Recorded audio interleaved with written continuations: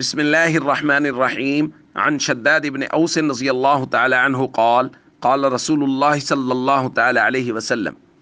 الكيس من دان نفسه وعمل لما بعد الموت رواہ الترمذی۔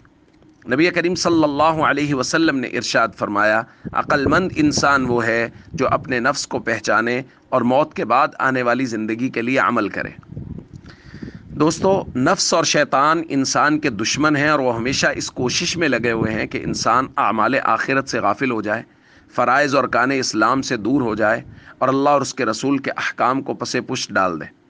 جبکہ قرآن کریم میں کہا گیا ہے ان الشیطان لکم عدو فاتخذوہ عدوا، کہ شیطان تمہارا دشمن ہے اور اس کو اپنا دشمن سمجھو، اس کے ورغلانے میں، اس کے وساوس ڈالنے میں تم اس کا شکار مت بنو۔